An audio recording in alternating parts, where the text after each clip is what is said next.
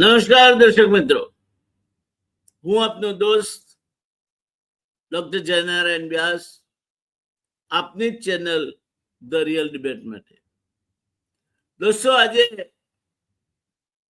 ભાઈ બહેનના પવિત્ર સ્નેહને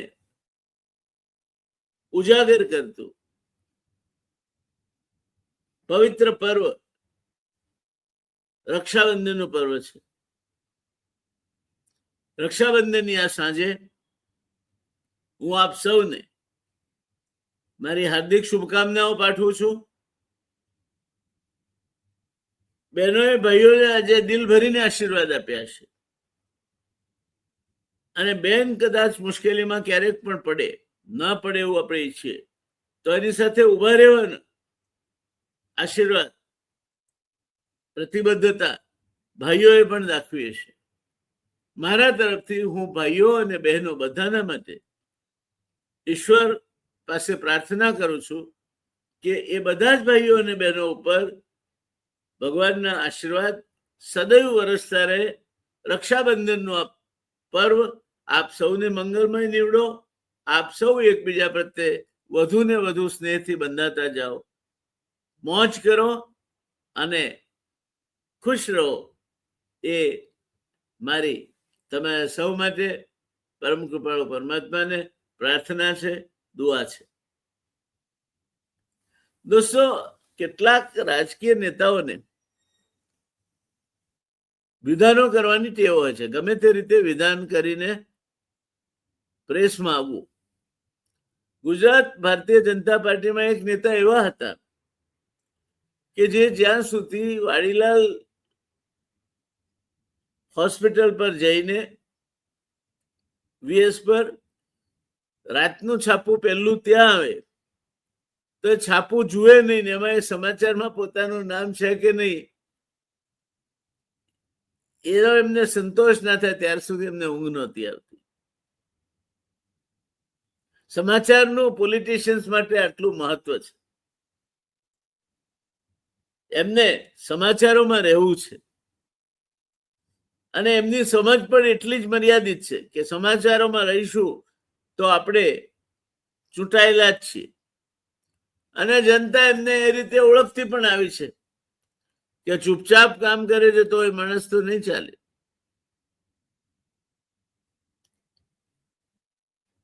it is not sufficient that one is efficient. માણસ પોતે કામજો છે અથવા તો સક્ષમ છે એટલું પૂરતું નથી. One must look efficient also. એ માણસ પોતે કામઢો છે એવું દેખાવું જોઈએ. આ રાજકારણ છે, આ જનતા છે, અને આ રાજકારણીઓની સમજ છે. તો આવા જ એક નેતા છે, એમનું નામ છે નીતિન ગડકરી. ગડકરીએ હમણાં નિવેદન આપ્યું કે નવી પેઢીને તક આપો. હવે જૂનાઓ બાજુ પર મારા જેવા બધા બેસી જાય, નવી પેઢીને તક આપો. તો કોણે ના કહી ભાઈ તમને? અને તમને કોણે ગળાના હમ ગાલ્યા હતા કે તમે ચૂંટણી લડો? તો ગડકરીજીને એકાએક આ મોડું ખબર પડી, બાદ તું જ છો જ્યોતિધામ જેવું બ્રહ્મજ્ઞાન લાદ્યું ક્યાંથી? એ સમજવાનો પ્રયત્ન આજે આપણે કરવો છે. ગડકરીજી મારું પ્રિય પાત્ર છે. પ્રિય પાત્ર એટલા માટે કે એમની પાસે મનોરંજન પૂરું પાડવાની અદ્ભુત શક્તિઓ છે. રોડ ઉભા ચીરાઈ જાય, ખાડા પડે, મટીરિયલ હલકી જાતનું વપરાયું હોય, પહેલા જ ચોમાસે રોડ બેસી જાય, અને છતાં ગડકરીજી એ અંગે હરફ પણ ના ઉચ્ચારે, કારણ કે એ પ્રમાણિક છે. ત્યારે આ વખતે જે વાત કરવી છે દોસ્તો, કે રાજકારણમાં ક્યારેક નેતા જે કહે છે તેના કરતા વધારે મહત્વનું હોય છે તે ક્યારે કહે છે, ક્યાં કહે છે, અને કોના સંદર્ભમાં કહે છે. કોઈ પણ નેતાના વિધાનને આ 3 પ્રશ્નોથી એની સરાણે ચડાવી ચકાસીને તમે સમજો. અને અત્યારે નીતિન ગડકરીનું એક નિવેદન આ ત્રણેય કારણોસર ચર્ચામાં છે. ગડકરીએ કહ્યું, હવે હું પહેલા જેટલું કામ કરી શકતો નથી. નવી પેઢીને કામ કરવાની તક આપવી જોઈએ. જૂની પેઢીએ માર્ગદર્શન આપવું જોઈએ. તો એમના દીકરા તો પૂરતી ઉદ્યોગ ચલાવે છે, તો ત્યાં હવે એમણે નિવૃત્તિ લઈને ત્યાં જઈને બેસવું જોઈએ.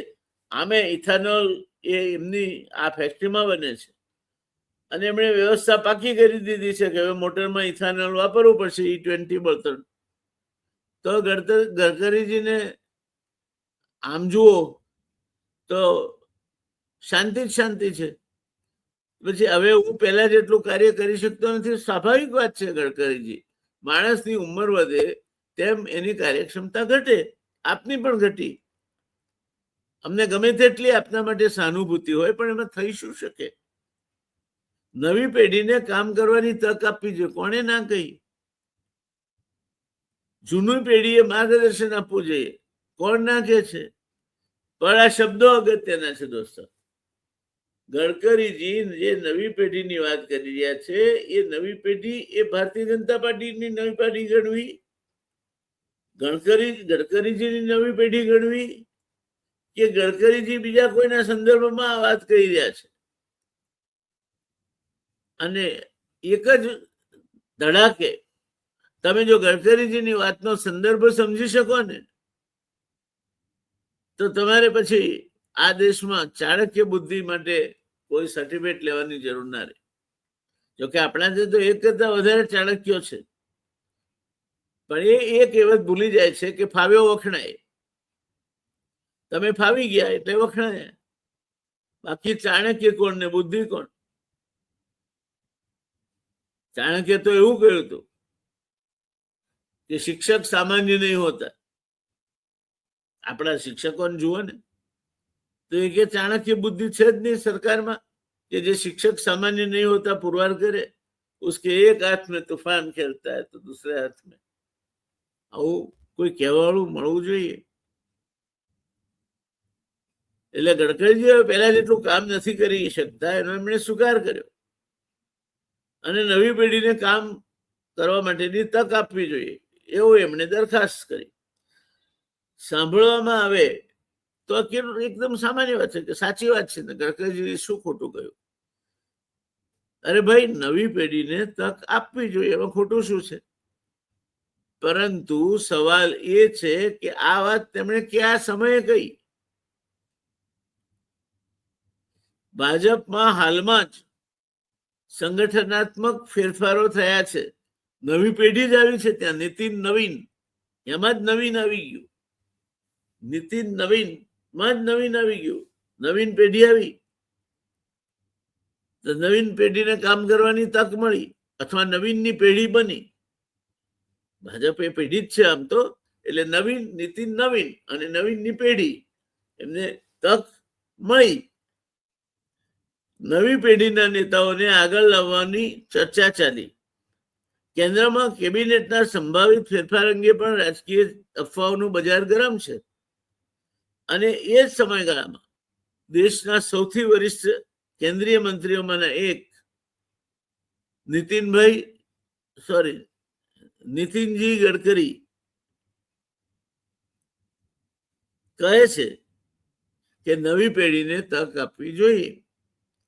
તો રાજકારણમાં સવાલ तो उभो थवानो. अगर आपके मुंह से बात निकली है तो बहुत दूर तक जाएगी नितिन जी, वो सिर्फ दिल्ली तक सीमित नहीं रहेगी. आप कह रहे नई पीढ़ी को तक देनी चाहिए, नई पीढ़ी को और ज्यादा काम देना चाहिए. आपके जैसे जो पुरानी पीढ़ी के लोग हैं उनको मार्गदर्शक मंडल में चले जाना चाहिए. क्या है ये सब? आपको ये विरक्ति क्यों आ गई? પણ મજાની વાત તો ત્યાં છે કે આખી વાત નીતિનજી એમ પછી કહ્યું કે આ તો એમના ટ્રસ્ટ માટેની વાત છે. અરે મારા ભાઈ, તમારા ટ્રસ્ટમાં યુવાનોને તમારે આગળ લાવવા છે તો લાવો ને બાપલા, કોણ નાખે છે? તમારે ક્યાં કોઈની મંજૂરીની જરૂર છે?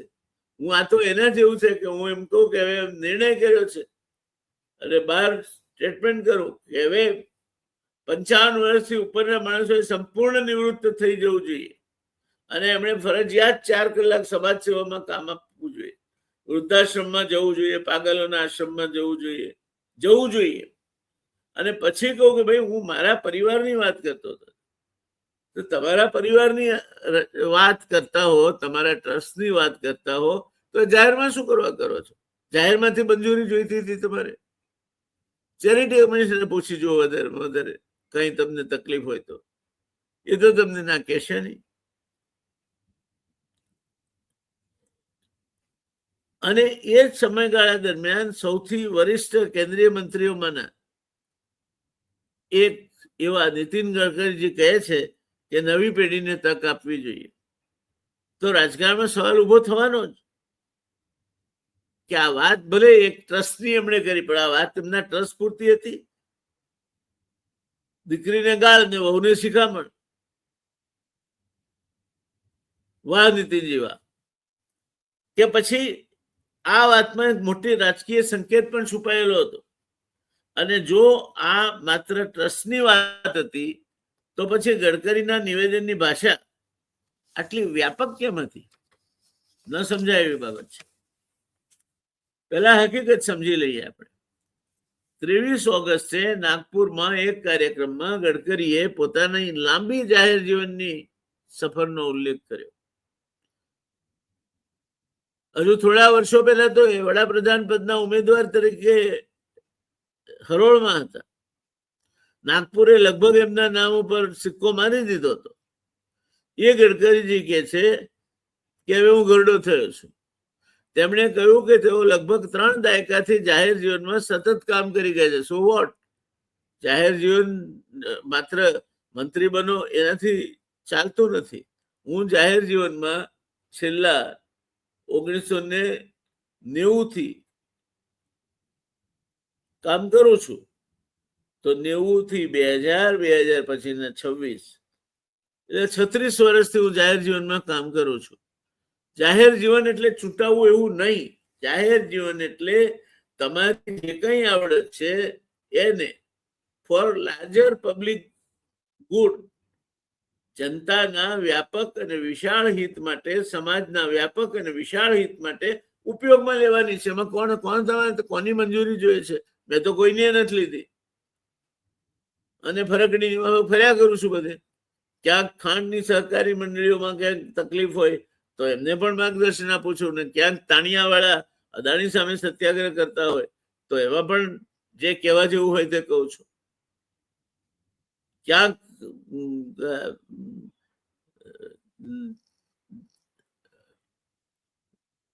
જે સૌરાષ્ટ્રમાં વર્ષોથી ચાલી આવતી પ્રથા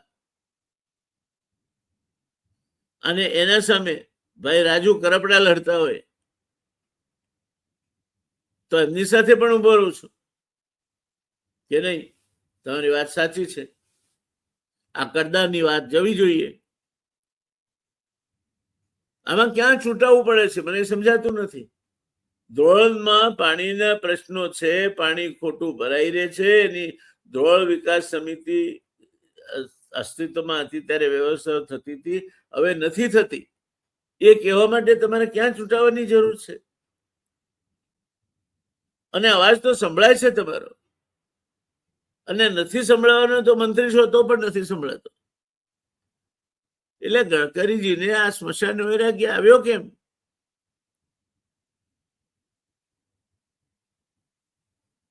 ગડકરીજીએ કહ્યું કે તો લગભગ 3 દાયકાથી જાહેર જીવનમાં સતત કામ કરી રહ્યા છે. અનેક ઉતાર ચઢાવ જોયા છે, વિવિધ જવાબદારીઓ સંભાળી છે, અને હવે પહેલા જેટલું કામ કરી શકતા નથી. શું કહેવા માંગો તમે? મને તો હું પહેલા કરતા વધારે કામ કરી શકું છું. એટલે નીતિન ગડકરી ગરડા થયા છે, હું યુવાન થયો છું. Age is simply a number. અટલજીની જ કવિતા છે, ઉમર કી એસી કી તૈસી. તો અટલજીની આ કવિતા નીતિન ગડકરીએ વાંચી અને પાછા તૈયાર થઈ જવું જોઈએ. ત્યારબાદ એમણે નવી પેઢીને જવાબદારી આપવાની વાત કરી. આ નિવેદન બહાર આવ્યું અને તરત જ રાજકીય અટકળો શરૂ થઈ. શું ગડકરી સક્રિય રાજકારણમાંથી ધીમે ધીમે દૂર થવાના સંકેત આપી રહ્યા છે? શું તેઓ પોતાની રાજકીય ભૂમિકા વિશે કોઈ સંકેત આપી રહ્યા છે? શું મોદી સરકારમાંથી પેઢી પરિવર્તનની ચર્ચા એમણે શરૂ કરી છે? અને પછી ગડકરીની ઓફિસ તરફથી સ્પષ્ટતા આવી, જેમાં કહેવામાં આવ્યું કે આ નિવેદન રાજકારણ અંગેનું નહોતું. માય ગુડનેસ, ઓ યુ ગડકરીજી, આપણે જ્યાં સુધી આપણી જાતને બુદ્ધિશાળી સમજીએ ત્યાં સુધી કોઈ વાંધો નથી હોતો. કેટલાક માણસોને મૂર્ખ સમજીએ ત્યાં સુધી પણ કોઈ વાંધો નથી હોતો. પણ આપણે એકલા જ બુદ્ધિશાળીને બધા બાકીના મૂર્ખ એમ સમજવા માંડીએ ત્યારે પહેલા આપણી જાતનું આકલન કરી લેવું. મને લાગે છે ગડકરીજીને આવો કોક રોગ લાગુ પડ્યો છે. એ પોતાની જાતને મહાન માને છે.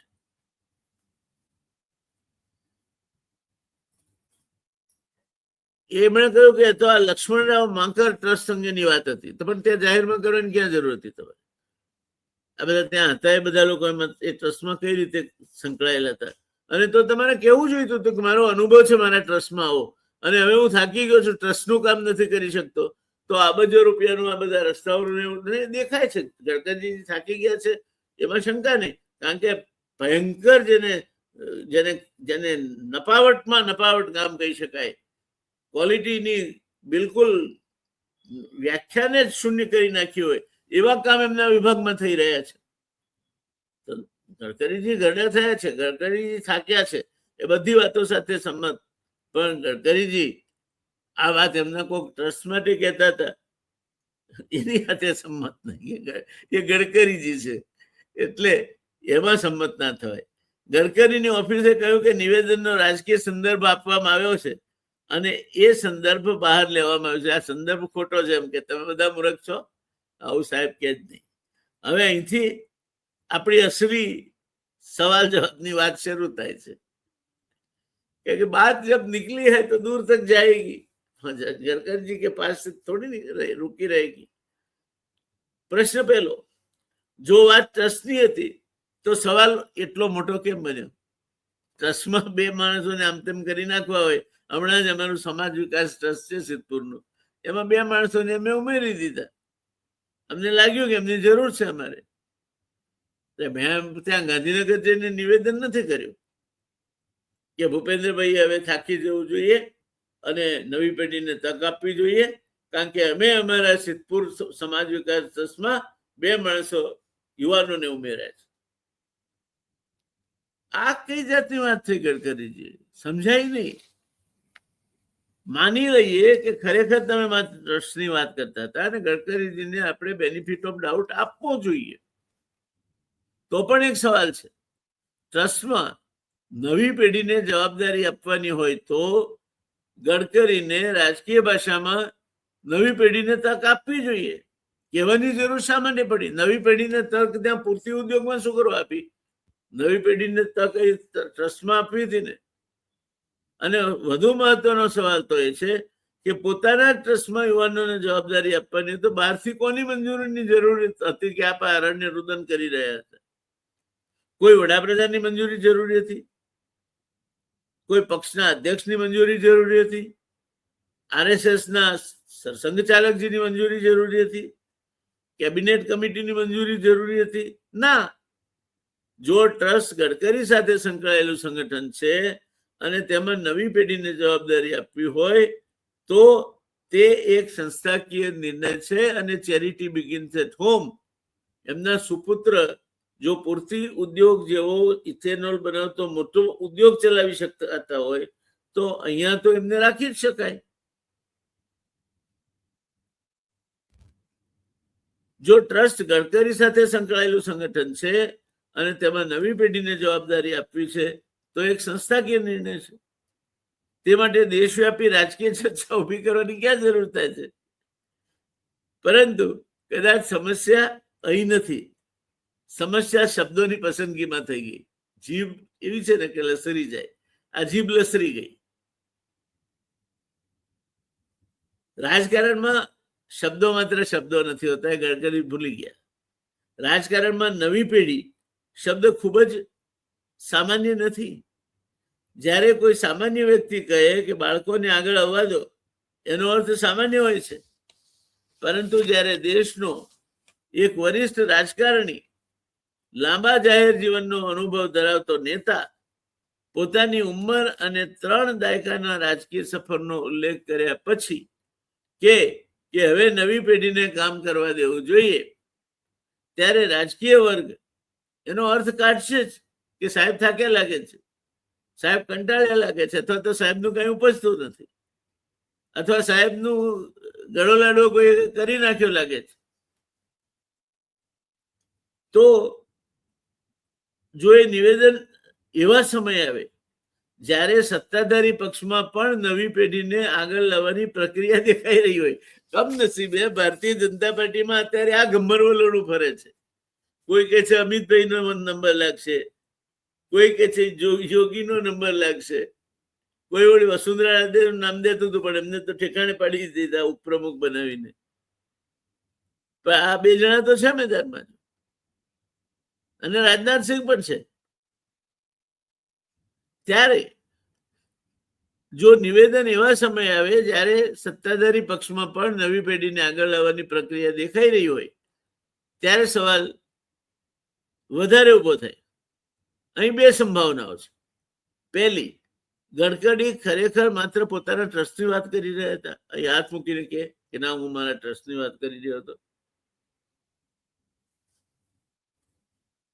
બીજી, તેઓએ ટ્રસ્ટનો સંદર્ભ રાખીને એક એવી વાત કહી દીધી જેનો રાજકીય અર્થ અને મર્મ કાઢી શકાય, એ વધારે લાગે છે. બીજી સંભાવના સંપૂર્ણપણે નકારી શકાય તેમ નથી. મારા મતે ના, પરંતુ તેને પુરાવા વિના હકીકત પણ નહીં કહી શકાય. એટલે ગડકરીજીએ વાતને ત્રિશંકુ અવસ્થામાં લાવીને મૂકી દીધી. અને અહીં આવે છે એક મોટું નામ.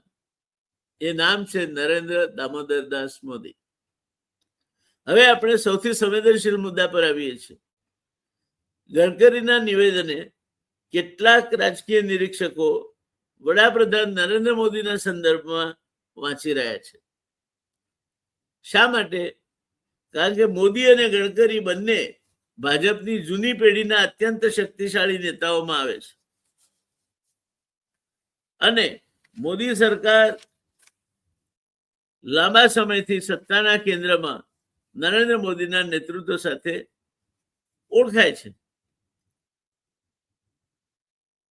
ગડકરી ત્યારે કહે છે કે જૂની પેઢી માર્ગદર્શન આપે અને નવી પેઢીને કામ કરવા દેવી જોઈએ. શું આ સિદ્ધાંત માત્ર ગડકરીના ટ્રસ્ટ માટે જ છે? કોણ માનશે? અને એના માટે હોય તો એમણે ત્યાં દિલ્હીમાં એનો ઉલ્લેખ કરવાનો કે નાગપુરમાં એનો ઉલ્લેખ કરવાની ક્યાં જરૂર છે? ભાઈ, કરી નાખો જે અમલ કરવો હોય તે. તો પછી શું આ સિદ્ધાંત રાજકારણ માટે પણ ગડકરી લાગુ કરવા માંગે છે? જો રાજકારણમાં નવી પેઢીને આગળ આવવું હોય તો ક્યાંથી શરૂ કરશું? આપણે રાજકારણમાં નવી પેઢીને આગળ લાવવી છે ગડકરીજીએ કહ્યું માટે, તો શરૂઆત તો કરવી પડશે ને. મંત્રાલયથી શરૂ કરીશું. પાર્ટીના સંગઠનમાં તો હમણાં જ નવીન આવ્યા છે અને એ તો નવી પેઢીના છે. રાજ્યોના નેતૃત્વથી શરૂ કરીશું. ઘણો બધો સ્કોપ છે ત્યાં. હમણાં આનંદીબેન પણ ગુજરાત આવી ગયા, પાછા હજુ ઉત્તર પ્રદેશના ગવર્નર છે. ક્યાં સુધી? अल्लाह जाने क्या होगा आगे, मौला जाने क्या होगा आगे, इब्तिदाए इश्क में हम सारी रात जागे, अल्लाह जाने क्या होगा आगे. कोઈને ખબર નથી, किसी को पता नहीं है. તો આ નવી પેઢીને ક્યાં લાવવાની છે? આગળ મંત્રાલયમાં લાવવાની છે, પાર્ટી સંગઠનમાં લાવવાની છે, રાજ્યોના નેતૃત્વમાં લાવવાની છે, દેશના સર્વોચ્ચ રાજકીય નેતૃત્વથી એનો પ્રારંભ કરવાનો છે. અને અહીં જ ગડકરીનું નિવેદન રાજકીય રીતે રસપ્રદ અને વિસ્ફોટક બની જાય છે. પરંતુ શું ગડકરીએ મોદી ઉપર નિશાન સાધ્યું હતું? અહીં જરા થોભવું જરૂરી છે, કારણ કે જવાબ છે આપણી પાસે એનો સીધો પુરાવો નથી. ગડકરીએ નરેન્દ્રભાઈનું નામ નથી લીધું, તેમણે વડાપ્રધાન બદલવા જોઈએ એવું પણ નથી કહ્યું, પણ માર્ગદર્શક મંડળ શબ્દ વાપર્યો છે. અને માર્ગદર્શક મંડળમાં તો જે ગયા પછી નવી ભરતી થઈ નથી, એટલે હવે નવી ભરતી થાય તો મને લાગે છે સિનિયોરિટીની દ્રષ્ટિએ નરેન્દ્રભાઈ એના માટે હકદાર છે, માર્ગદર્શક મંડળમાં હોઈ શકે. એટલે નીતિન ગડકરીએ એક પલિતો ચાંપવાનું કામ કર્યું છે. ગડકરીએ નરેન્દ્ર મોદીનું નામ નથી લીધું, તેમણે વડાપ્રધાન બદલવા જોઈએ એવું પણ નથી કહ્યું, એમણે હવે મોદીએ નિવૃત્ત થવું જોઈએ એવું પણ નથી કહ્યું. તેમની ઓફિસે સ્પષ્ટપણે કહ્યું છે કે રાજકારણ અંગેની આ ટીકા નહોતી. હવે આ ટીકા ગડકરીજી કરે અને બિચારા ઓફિસ એના ખુલાસા કર્યા કરે. પેલું મહાભારતમાં આવે ને એના જેવું કે ખાય ભીમ અને શકુનીનું દાડું ઉઠી જાય. તો એમની ઓફિસે સ્પષ્ટપણે કહ્યું છે કે વાત રાજકારણ અંગે નહોતી. એટલે જો કોઈ કહે કે ગડકરી એ મોદીને નિવૃત્ત થવા કહ્યું તો એ તથ્ય નથી, એ એક રાજકીય અર્થઘટન છે અને આ બે વચ્ચેનો તફાવત જાણવો જરૂરી છે. પરંતુ રાજકારણમાં ક્યારેક પ્રશ્ન એ નથી હોતો કે નેતાએ કોનું નામ લીધું, પ્રશ્ન એ હોય છે કે કઈ વાત ક્યાં સમયે કઈ. ગડકરીએ નવી પેઢી એમ કેમ કહ્યું? ત્યાર પછીનો પ્રશ્ન. આ સવાલ મને વધારે રસપ્રદ લાગે છે દોસ્તો. જો તેઓ માત્ર પોતાના આરોગ્ય, સમય અને ટ્રસ્ટની જવાબદારીની વાત કરતા હતા તો તેઓ સરળતાથી કહી શક્યા હોત હવે ટ્રસ્ટનું દૈનિક કામ યુવાનો સંભાળશે. ટ્રસ્ટનું દૈનિક કામ નીતિનજી સંભાળે છે. પરંતુ ચર્ચામાં આવેલું નિવેદન વધુ વ્યાપક હતું. એમણે કહ્યું નવી પેઢીને તક આપવી જોઈએ, જૂની પેઢીએ માર્ગદર્શન આપવું જોઈએ. આ ભાષા કોઈ એક સંસ્થાની નથી, આ ભાષા તો આખી રાજકીય વ્યવસ્થાને લાગુ પાડી શકાય તેવી ભાષા છે. કારણ કે નીતિનજી ભલે અહીં મંત્રી હતા તે એમના પેલા નાનકડા ટ્રસ્ટને માર્ગદર્શન નહીં આપતા, એમને પૂછ્યા વગર થતું છે, કોણ માનશે બધું? એટલે આનો વ્યાપક અર્થ લઈએ તો દિલ્હીને જ લાગુ પડે છે. અને કદાચ આ જ કારણ છે કે નિવેદન બહાર આવતા જ રાજકીય અટકળો શરૂ થઈ છે. હવે ગડકરીની ઓફિસની બીજી સ્પષ્ટતા જોઈ લઈએ, અને એ સ્પષ્ટતા સ્વાભાવિક હતી. કારણ કે નિવેદન રાજકીય અર્થમાં લેવાયું. ગડકરીની ઓફિસે કહ્યું આ વાત લક્ષ્મણરાવ માંકર ટ્રસ્ટના ભવિષ્યના નેતૃત્વ અંગે હતી. ટ્રસ્ટ આદિવાસી વિસ્તારોમાં એકલ વિદ્યાલયો ચલાવે છે. ગડકરી હવે પહેલા જેટલો સમય આપી શકતા નથી, એટલે ત્યાં પહેલા ભણાવવા જતા હતા. ગડકરી હવે પહેલા જેટલો સમય આપી શકતા નથી અને તેથી નવી પેઢીને વધારે જવાબદારી આપવાની વાત કરી હતી. બરાબર, આ સ્પષ્ટતા સ્વીકારીએ, પરંતુ એક સવાલ તો ઉભો જ રહે છે. રાજકારણમાં વરિષ્ઠ નેતાઓ જ્યારે કોઈ વાત કહે છે ત્યારે તેઓ પોતે પણ જાણે છે કે તેમના શબ્દો કેવી રીતે વાંચવામાં આવશે. એટલે એ સાવ ભોળા છે ગડકરીજી એમ માનો છો? એમણે જે કંઈ કહ્યું એ બોલ્યા ચાલ્યા ભૂલચૂક માફ? ના, એવું ના હોઈ શકે. ગડકરી જેવા અનુભવી નેતા આ વાતથી અજાણ હોય એવું માનવાનું કોઈ કારણ નથી. એટલે બે શક્યતાઓ છે. અથવા તો તેઓએ ખરેખર ખૂબ જ સામાન્ય વાત કરી અને તેના રાજકીય અર્થઘટનની તેમની અપેક્ષા નહોતી. કદાચ એમને એવું લાગ્યું તો ખૂબ સામાન્ય વાત છે, પણ સામાન્ય વાત લક્ષ્મણરાવ માંકર ટ્રસ્ટ ત્યાં નાગપુરમાં આદિવાસી વિસ્તારોમાં કામ કરેની વાત અહીં દિલ્હીમાં શું કરવા કરવી પડે? નીતિન ગડકરીએ દાખલો આપે તો પણ અનુરૂપ દાખલો આપવો જોઈએ ને. તેમને ખબર હતી કે આ વાક્યનો રાજકીય અર્થ નીકળશે, પરંતુ તેમણે તેને એટલી કાળજીપૂર્વક રચ્યું કે પછી જરૂર પડે ત્યારે કહી શકાય કે અરે ભાઈ હું તો ટ્રસ્ટની વાત કરતો હતો, હું તો ટ્રસ્ટની વાત કરતો હતો. અને આ જ જગ્યાએ રાજકારણની સ્માર્ટનેસ શરૂ થાય છે. ગડકરી રાજકારણના સ્માર્ટ ખેલાડી છે, એમાં તો કોઈ શંકા નથી. તમને હોય તો મને તો નથી. આ દેશમાં બહુ ઓછા લોકોને શંકા હશે કે રાજકીય શતરંજ ના કેટલાક માહિર ખેલાડીઓ, રાષ્ટ્રીય કક્ષાના માહિર ખેલાડીઓમાં ગડકરીજી એક છે. નીતિન ગડકરી ભાજપના સામાન્ય નેતા નથી. તેમની પોતાની રાજકીય ઓળખ છે, તેમની પોતાની ભાષા છે. તેઓ ક્યારેય પક્ષની પરંપરાગત રાજકીય ભાષાથી અલગ રીતે વાત કરતા જોવા મળ્યા નથી. અને સૌથી મહત્વની બાબત, તેમને ખબર છે કે શું બોલવાનો શું અર્થ થાય. હવે આ નિવેદન પછી 2 દિવસમાં શું થયું? નિવૃત્તિની અટકળો, કેબિનેટ ફેરફારની ચર્ચા, નવી પેઢીના નેતૃત્વની ચર્ચા, મોદી પછી શું, ભાજપનું ભવિષ્ય શું, આ બધું શરૂ થઈ ગયું. અને પછી સ્પષ્ટતા આવી, રાજકારણ સાથે કોઈ સંબંધ નથી. આપણે તો બોયાય નથી, ચાયાય નથી. જો આ આખી ઘટના માત્ર સંયોગ છે તો પણ તે રાજકીય રીતે અસાધારણ રીતે અસરકારક બની છે. અને જો કોઈ સંકેત હતો તો તે તો એકદમ તીર નિશાને પે લગાય યારો. પરંતુ અહીં એક મોટો પ્રશ્ન ગડકરીને પણ પૂછવાનું મન થાય છે. ક્યારેક તો આવી તક મળે છે. આપણે ગડકરીજીને પ્રશ્ન પૂછીએ છીએ કે એવું ક્યારે બનવાનું હતું? वैसे दिन कहाँ से कि जब मियाँ के पाँव में जुतिया. ऐसे ही इसको किसी कम्युनल माइंडेड लोग ना ऐसे सोचे, ऐसे दिन कहाँ से कि जब जयनारायण व्यास के पाँव में जुतियां, ऐसा कहो तो भी चलेगा.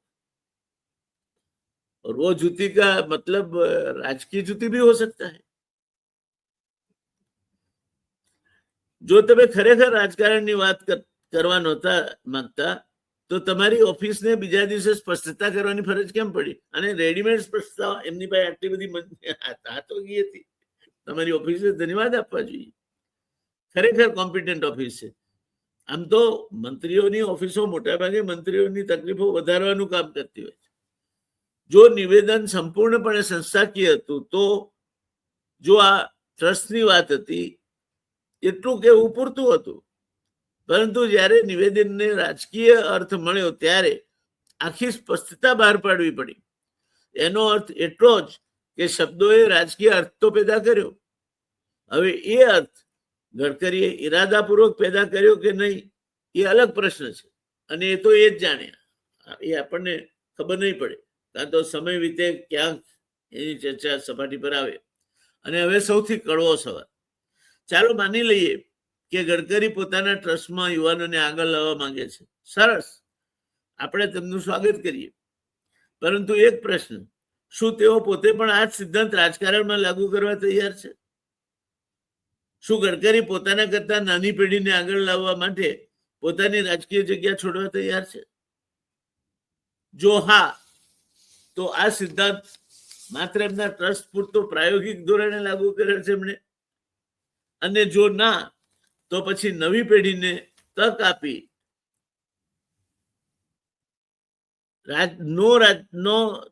રાજકીય સંદેશ એમણે આપ્યો કેટલો વિશ્વસનીય ગણવાનો? એક અમારી ઉત્તર ગુજરાતની વાર્તા છે. એક બેનને દીકરો નહોતો થતો, એ માનતા માની અમુક સ્થાનકની કે જો મારે દીકરો થશે તો આપ જેવડો રોટલો ધરી બનીને તને પ્રસાદી ધરાવીશ. કરવું એવું એ દીકરો થયો. હવે પાડોશીઓને તમારા વિશે જાણવાની તમારા કરતા વધારે ઉતાવળ હોય છે. એટલે બધા વિચારવા માંડ્યા કે આપ જેવડી કલાડી લાવશે ક્યાંથી? છોકરો મોટો થયો એમ કરતા કરતા, અને પરણવાનો વખત આવી ગયો, વર ઉગલાવો થયો. ત્યારે પેલી પાડોશણે એને શાંતિથી પૂછ્યું કે બેન, પેલી બાધા બાકી છે તારી કે મને દીકરો થશે તો હું આપ જેવડો રોટલો કરીને પ્રસાદ વહેંચીશ બધાને. ત્યારે પેલી બેને કહ્યું કે તું ગાંડી થઈ છે, કે કેમ? તો કે મને નથી ખબર પડતી. પણ કે શું? તો કે ગાડી આપ જેવડી કલાડી ત્યાં જોઈશ ખી? તો કે ના, પણ ત્યાં બાધા રાખી હતી ને. અરે કે એ તો હું ભગવાનને ફોહલાવતી હતી. તો આ નીતિન ગડકરી કોને ફોહલાવાની વાત કરી રહ્યા છે? છોકરો તો એમને મોટો થઈ ગયો છે, ફૂલે કોઈ નીકળી ગયું.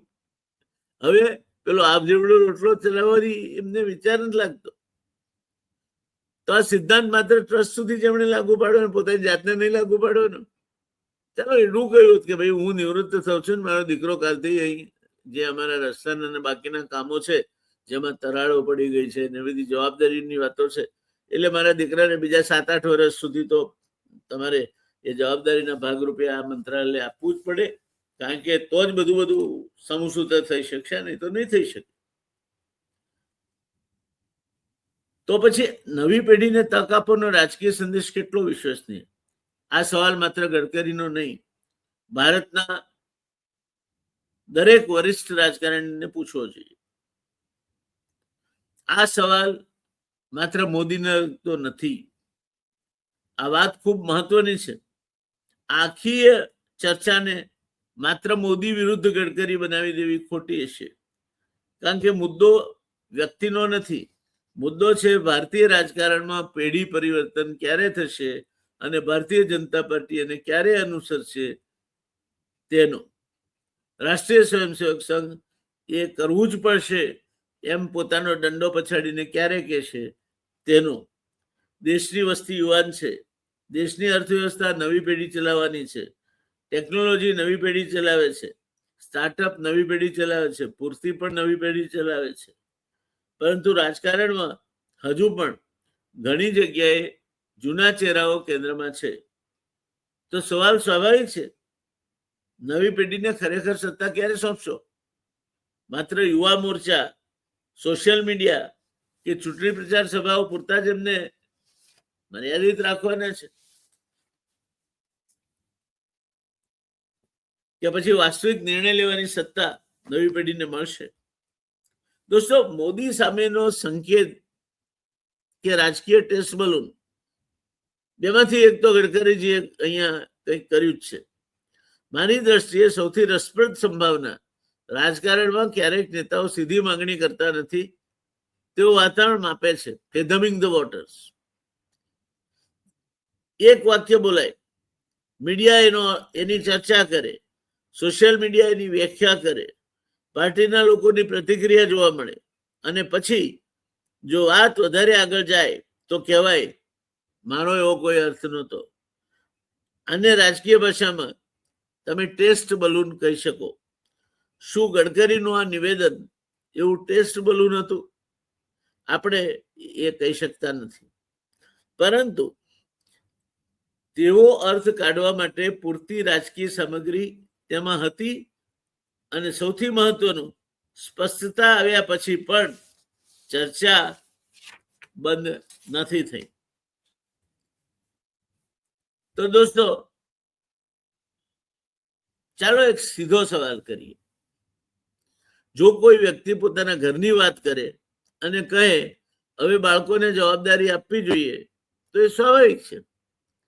પરંતુ દેશની રાજનીતિમાં દાયકાઓથી સક્રિય રહેલી વ્યક્તિ અથવા નેતા પોતાની 3 દાયકાની જાહેર સેવા યાદ કરાવે અને પછી કહે કે હવે નવી પેઢીને તક આપવી જોઈએ, તો રાજકારણીઓ પ્રશ્ન કરશે જ. અને જો બીજા જ દિવસે ઓફિસ કહે કે રાજકીય નિવેદન નહોતું, તો એ સ્પષ્ટતા માનવી જોઈએ.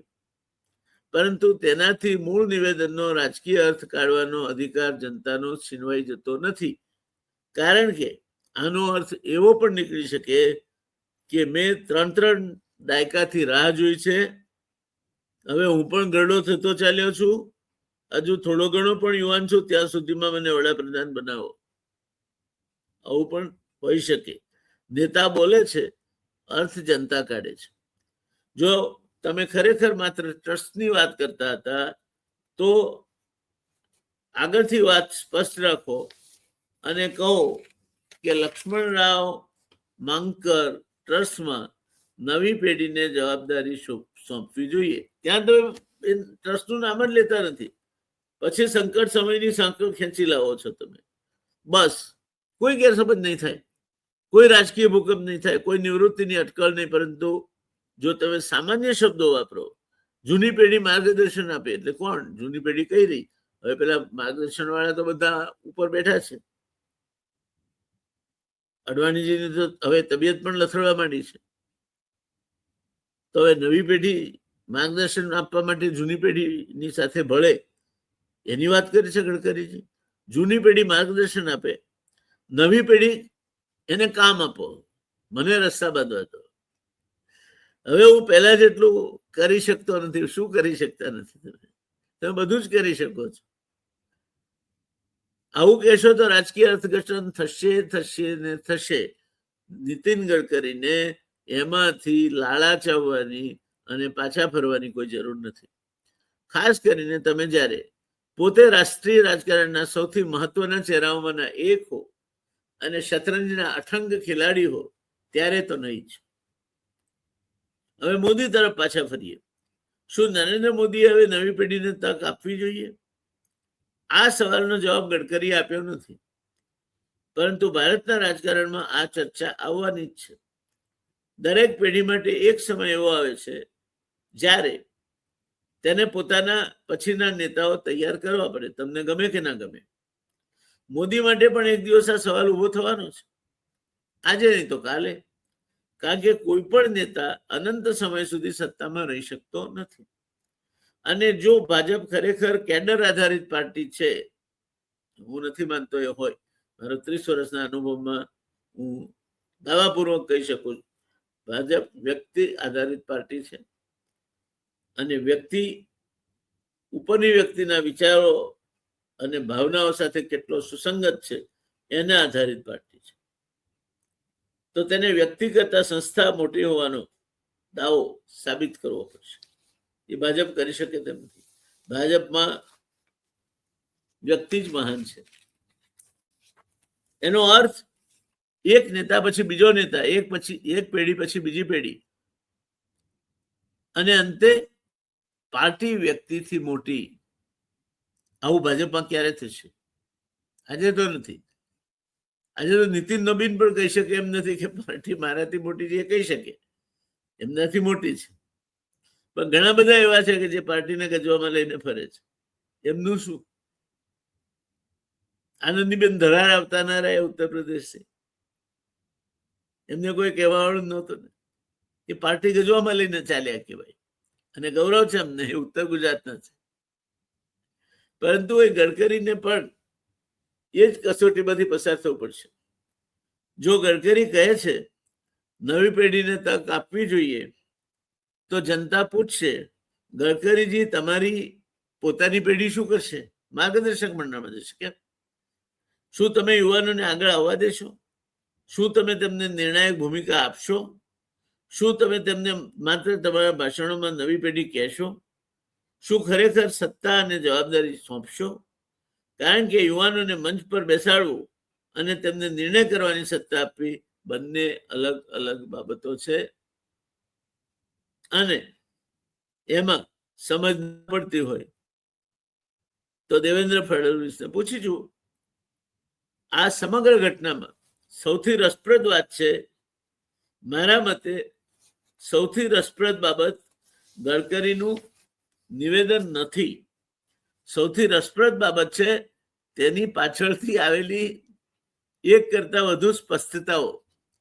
પહેલા નવી પેઢીને તક આપો, પછી મારો રાજકારણ સામે કોઈ સંબંધ નહોતો, સાથે કોઈ સંબંધ નહોતો. આ બે વાતો વચ્ચેનું અંતર જ આખી ચર્ચાનું કેન્દ્ર છે. જો ખરેખર કોઈ રાજકીય સંદેશ નહોતો તો ખૂબ સારું, તો પછી વાત પૂરી. પરંતુ જો કોઈ રાજકીય સંદેશ હતો તો કદાચ આપણે તેનો જવાબ આગામી મહિનાઓમાં જોઈશું. કારણ કે રાજકારણમાં સાચો સંદેશ ઘણી વખત શબ્દોમાં નહીં, ઘટનાઓમાં દેખાય છે. હવે અંતિમ નિર્ણય કોણ કરશે આ ગડકરીના વિધાનો બાબત? મીડિયા નહીં, ગડકરી નહીં, મોદી નહીં, વિપક્ષ નહીં. અંતે નિર્ણય કરશે સમય. જો આવનાર સમયમાં ભાજપમાં પેઢી પરિવર્તન થાય તો કદાચ સમય વધારે બળવાન પુરવાર થયો તેમ કહી શકાય. તો લોકો ગડકરીના નિવેદનની પાછળ વળીને જોશે કે ગડકરી આવું કહેતા હતા. જો કોઈ મોટો ફેરફાર ન થાય તો લોકો કહેશે ભાઈ ખરેખર ટ્રસ્ટની જ વાત હતી. એટલે અત્યારે કોઈ અંતિમ ચુકાદો આપવો વહેલો છે, પરંતુ સવાલ પૂછવાનો સમય યોગ્ય છે. અને છેલ્લી વાત, ગડકરી ખરેખર સ્માર્ટ હતા? મને આ પ્રશ્ન સમજવાનો છે. ગડકરી ખરેખર સ્માર્ટ હતા છે? અને હમણાં તો એ નિવૃત્ત થાય તેવું દેખાતું નથી, એટલે સ્માર્ટ રહેશે. મારી રાજકીય વ્યાખ્યા પ્રમાણે મારી રાજકારણની સંબંધની બહુ મોટી મર્યાદાઓ છે. કદાચ તેઓ વધારે પડતા સ્માર્ટ હતા એટલે નિશાન એમના પર તકાયું. જો તેમણે માત્ર ટ્રસ્ટની વાત કરી હોત તો પણ તેમના એક નિવેદને રાષ્ટ્રીય રાજકારણમાં ચર્ચા ઉભી કરી હોત. અને જો તેમણે જાણતા અજાણતા રાજકીય સંકેત આપ્યો હોય તો એમણે એવો સંકેત આપ્યો છે કે જેને જરૂર પડે ત્યારે સરળતાથી પાછો ખેંચી શકાય. એટલે બંને સ્થિતિમાં રાજકીય રીતે તેઓ નુકસાનમાં નથી. પણ પ્રશ્ન એ છે કે તેઓ કોને સંદેશ આપી રહ્યા? નવી પેઢીને, ભારતીય જનતા પાર્ટીને, પોતાના સહયોગી રાજકીય પક્ષોને, કે પછી રાષ્ટ્રીય સ્વયંસેવક સંઘને? ગડકરીનો સંદેશ કોના માટે હતો? દેશના સૌથી શક્તિશાળી રાજકીય નેતાઓ એમના તરફ નીતિનનું બાણ ટકાયેલું હતું. આપણે એનું નિશ્ચિત ઉત્તર આપી શકતા નથી, પરંતુ એક વાત ચોક્કસ કહી શકાય, ગડકરીનું વાક્ય હવે માત્ર લક્ષ્મણરાવ માંકર ટ્રસ્ટનું વાક્ય રહ્યું નથી. એણે ચોક્કસ લક્ષ્મણરાવ માંકર ટ્રસ્ટને પ્રસિદ્ધિ સારી એવી અપાવી. તે ભારતીય રાજકારણમાં પેઢી પરિવર્તનની ચર્ચાનું વાક્ય બની ગયું છે. અને કદાચ આ જ આખી ઘટનાનો સૌથી મોટો રાજકીય અર્થ છે. કારણ કે સવાલ હવે માત્ર એટલો નથી કે ગડકરી શું કહેવા માંગતા હતા. સવાલ એ છે કે ભારતીય રાજકારણમાં નવી પેઢીને વાસ્તવિક સત્તા ક્યારે મળશે? અને જો નવી પેઢીને તક આપવાની વાત ખરેખર ગંભીર છે તો પછી આ સવાલ માત્ર ગડકરીને નહીં, મોદીને નહીં, પરંતુ દરેક પક્ષના દરેક વરિષ્ઠ નેતાને પૂછવો પડશે. સાહેબ, માર્ગદર્શન તો તમે આખી જિંદગી આપ્યું, હવે સ્ટીયરિંગ ક્યારે યુવાનોને આપશો? કારણ કે દેશને માત્ર યુવા ચહેરા નથી જોઈતા, દેશને જોઈએ છે યુવા નિર્ણાયકો. અને જો આ પરિવર્તન આવવાનું જ હોય તો પછી સવાલ ક્યારેનો છે, કોણનો છે? અને કદાચ સૌથી મોટો સવાલ, કોણ પોતાનું સ્થાન છોડીને ખરેખર નવી પેઢીને રસ્તો આપશે? નીતિનજી આપશે? રાજનાથજી આપશે? કોણ પોતાનું સ્થાન છોડીને નવી પેઢીને રસ્તો આપશે? આ જ સવાલ ગડકરીના નિવેદન પાછળ છુપાયેલો સૌથી મોટો સવાલ છે. અને કદાચ આ સવાલનો જવાબ આવનારા સમયની ભારતીય રાજકારણની તરાહ નક્કી કરશે. આવનાર સમયનું ભારતીય રાજકારણ જ નીતિન ગડકરીના આ યક્ષ પ્રશ્નનો જવાબ આપશે. રાહ જોઈએ ત્યાં સુધી દોસ્તો. હું છું આપનો દોસ્ત doctor Jaynarayan Vyas. The real ડિબેટની નીતિન ગડકરીના આ નિવેદન પરની વિવિધ શક્યતાઓ તપાસતી રસપ્રદ ચર્ચા સાથે અને આ સમગ્ર કાર્યક્રમને અંત તરફ દોરી જાવ તે પહેલા ફરી એકવાર આપ સૌને રક્ષાબંધનની શુભકામનાઓ. ધન્યવાદ.